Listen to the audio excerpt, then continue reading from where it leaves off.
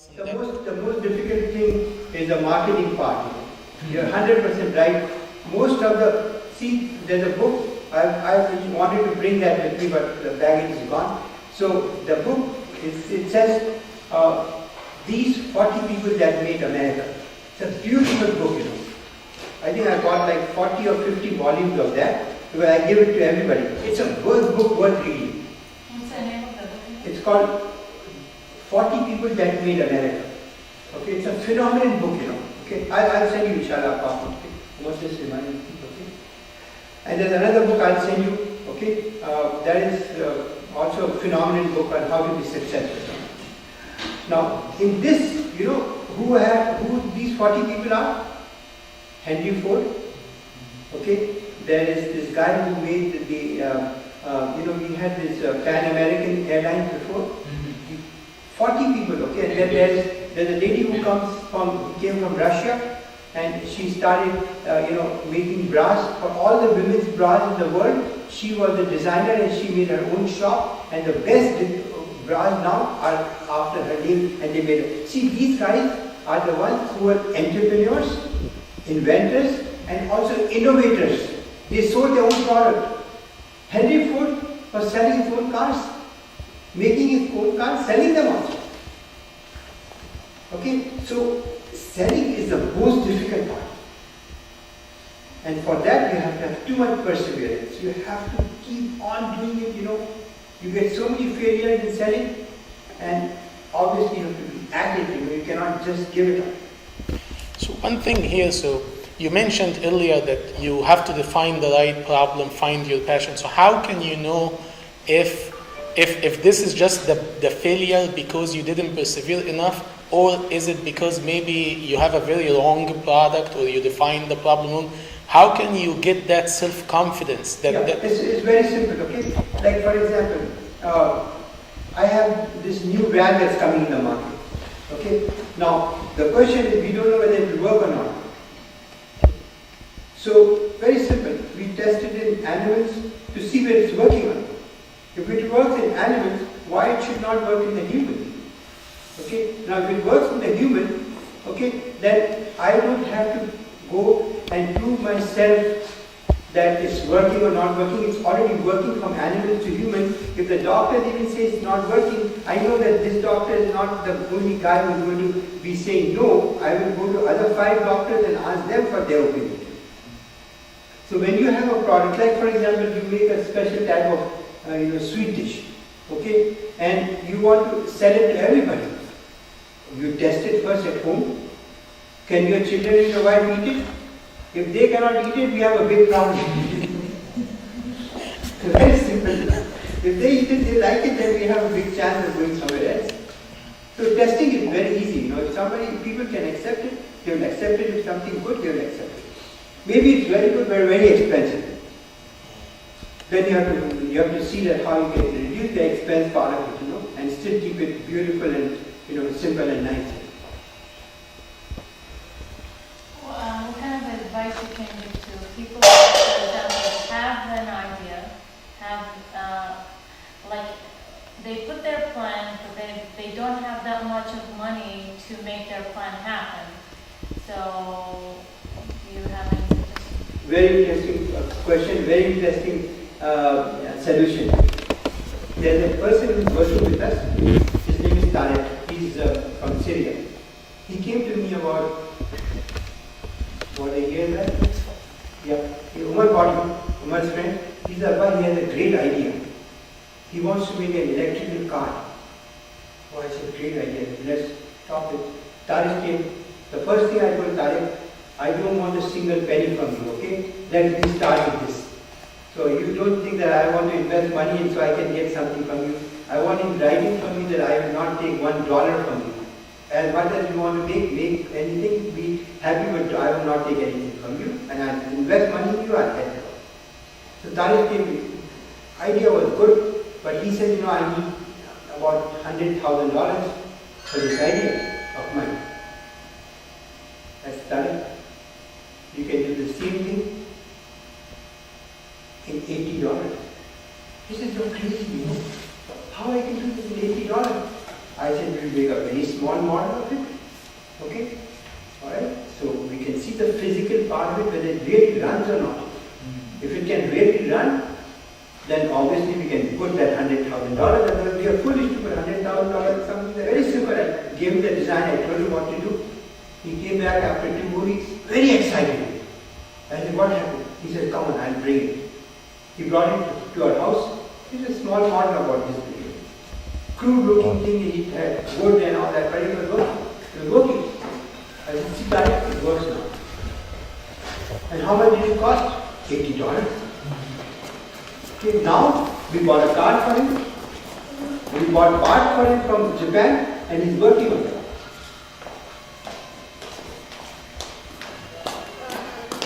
How much did that car cost? We bought a car, and he just bought $5,000 worth of parts. I just bought him 1 week back.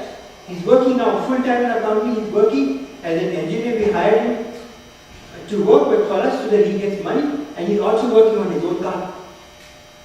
How much money did it take? See, this concept in our mind that we need a lot of money is wrong, you know. It's wrong, it's wrong, it's wrong. Look at me standing here in front of you. Starting with nothing. Nothing. So if I can do like, I can start, I think I'm not so intelligent. There are millions of people who are more intelligent than me. They can do far better. It's not the money. What is it then? It's your will and believe in Allah that we can do impossible things that make us do impossible things. I know it sounds very strange, but I've done it. So I can say it very strongly. I can say it. It's hard when you have a plan, you have like a starting point, but then like you need the money, but you don't want to ask people for money because you don't want to be turned away from people. No, see, you have to take. See, that is not. See I don't like the way you are telling this. I tell you why.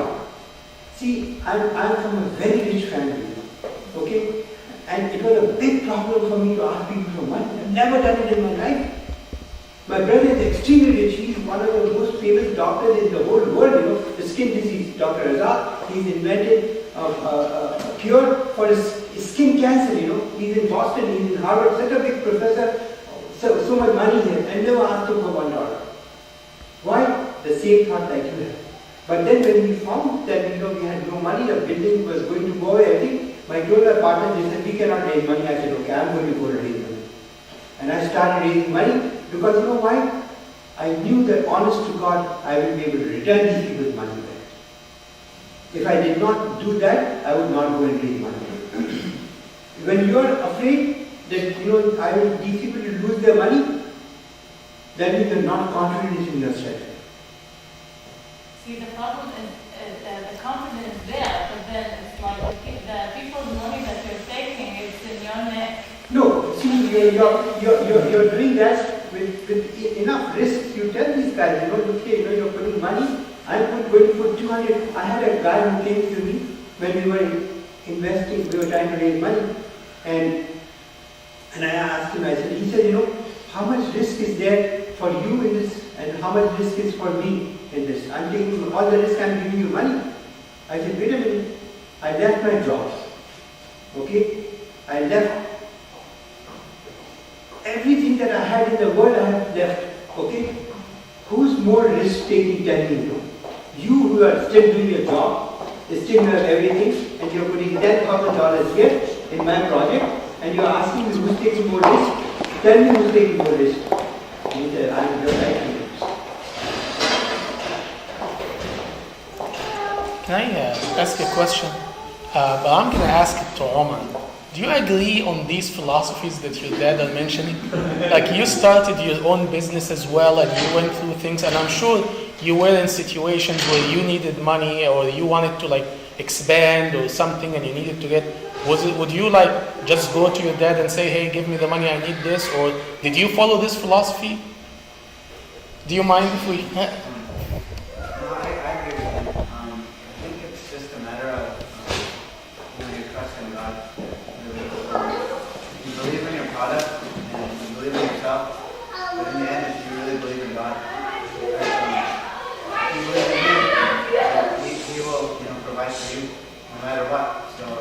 keep trusting in Him, like He's been saying, eventually He'll provide for you. So I think you kind of have to have that trust. If you don't, it's kind of hard to say that other people will trust you. How do you gain that confidence in your product and in yourself? And how do you know that this is not arrogance? How do you know that you're not missing the point? That's very difficult to answer, because if you don't have that belief in whatever you're doing, then why are you doing it? There's no purpose to what you're doing if you truly do not believe in what you're doing. Why would you do it? If it's all half-hearted and you don't believe in it yourself, how can you expect others to believe in it? You first don't believe yourself. So you have to convince yourself that whatever you're doing is right, and it's the best thing. And once you do that, then it's so easy to convince others. And it becomes easy because they see it in you. So whenever I talk, he talks about our products, people can sense that.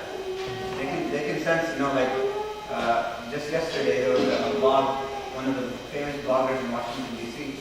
Her name is Regina Holiday. She just wrote a blog about my company, and she didn't, have any reason to do it, but she put a blog there, and she said, I came to a big conference in Chicago last year, and I visited every booth there was, and I didn't see any sincerity in any of the companies, except when I went to OA Systems, to our company. Every other company, it felt like I was seeing car salesmen. They're very insincere, they just want to sell you the car, they don't care about you. But when I came to this company, they were just quiet and humble, and I could tell that they really believed in what they had. This is the difference, people can see it. I don't really know her, I've met her once, and she's writing a blog post about it, because she's met us, and known us forever. After a few conversations. You really have to believe in it yourself. And what you're doing. If you don't, where's the passion? Where's it coming from? What's going to motivate you? You'll get depressed, you'll struggle, and you'll give up. Can I ask a question? I think Sabur was first. Yeah, go ahead. I guess the problem is when we don't know the process. We have confidence in the product or the idea. The problem is the process. So if we don't know, we ask somebody who doesn't know. Everybody knows how to do business, And people are so bad, so selfish, They don't tell you. When somebody comes to me, I will spend the whole day. I'll stop everything and say, I'm going to tell this guy how to do it. Because I've done it, without all those guys telling me. So I will stop everything, and tell you. Believe me, honest to God. I think the sister question from the sister was that, the borrowing money was different. But I think the process is where the problem see the applying that was, we can help, no problem, we are here. I'm just telling you, I can help anybody that needs the process, how to do it, how to write a patent, all of I was talking to somebody about that also. That's easy now, we have done it. We are here, we can help you with that, there's not a problem. But how to go and ask somebody for money, I can't help you with that. Because that process, a white guy, he would go with me to ask for money. We are going to this investor. He would say, glaucoma is a very difficult and dangerous disease. Okay? We are trying to make this product. I think 90% it won't work. He's telling this guy. Okay? And then he said, what? Even if it works, the risk is too much. So I come out and I say, how the hell this investor is going to put money in? You already told him this damn thing doesn't work. And it's also, we don't know how it's going to. He said, why? I told the truth. I said, the same truth you could tell like this. That we have a very, very, very good product. We are trying to help 20% of this disease that people are becoming blind. Okay? And if we can help 20% of people in the world, we have done a fantastic job. The same thing I'm telling, but in a different way. Okay? Am I wrong? No, I'm right. So I told him, I said, next time you shut up and don't go and talk. Because how that investor is going to put money, everything negative for that guy. Yeah, exactly.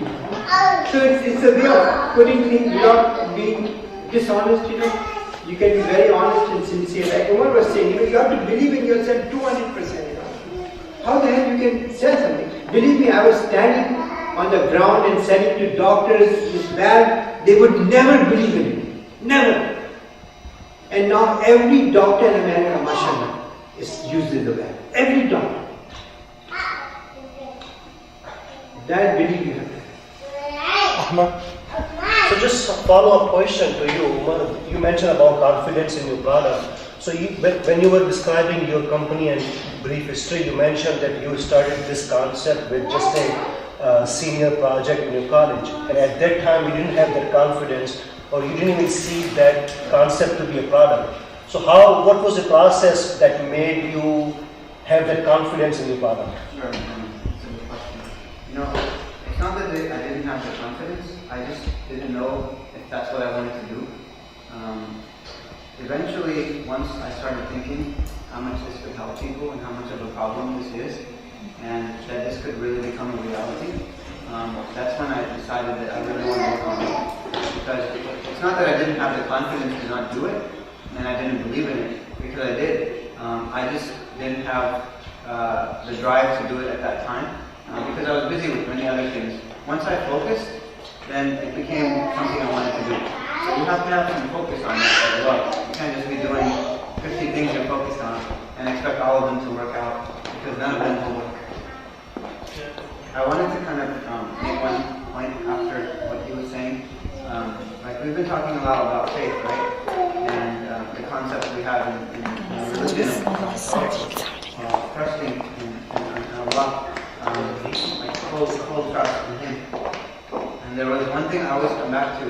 One of my teachers back in California, his name is Dr. Ahmed. Some of you may know him. I think he came here before. But he told me this concept, and he really made it click. And he said, tawakkul, or trust in Allah, is not a one-way street. It's not complete like blind trust. Just that's all you do. He said it's like a bird. Every bird, every day, he goes out looking for food. Every day, every bird goes out looking for food, and every day they come back. They're not hungry anymore. They're full. It's not because they don't have trust that they're looking. It's because they do have trust in Allah that He will provide, and eventually He does provide. So the concept is not complete blind faith, but you have to put an effort. You have to put some effort into it, or else you can't just be sitting there. Like you have an exam coming up in a week, and you don't study at all. You just pray to God and trust in Him that you'll do a great job. You'll get an A+, and you don't study one bit. You don't put any effort in, and eventually you fail because you didn't put your effort.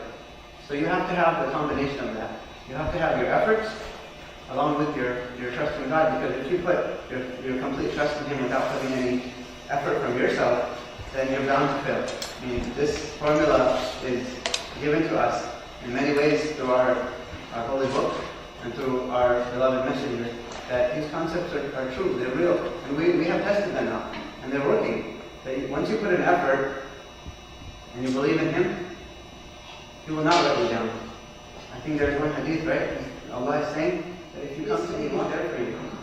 If we do not go after Him, we just keep to ourselves, and He's not going to come to us. So we have to put in the effort. Take the chance, take the risk. But like you said, you have to make a calculated risk. Don't be just blindly, I'm just going to jump into this ocean, and I don't know how to swim.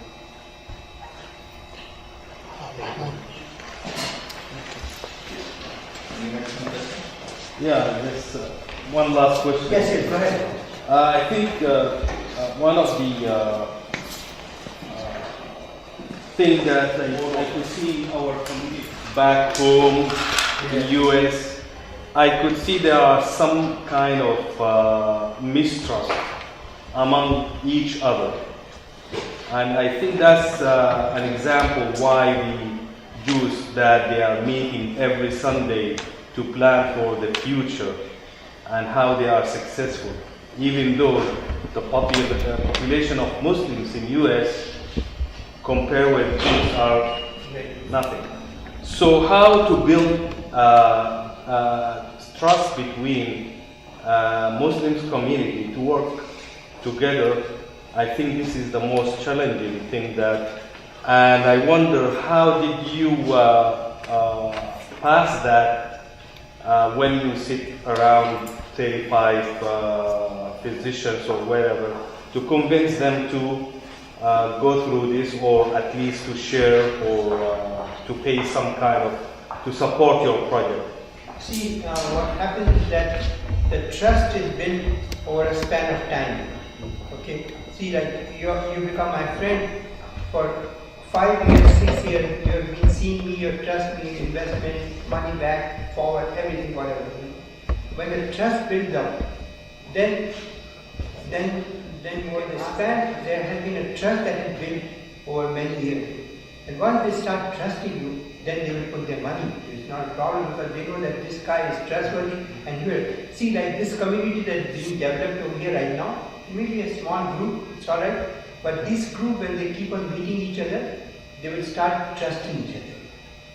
And once they start trusting each other, there will be a time when you will be able to put some project together, small little whatever it is, and make it happen.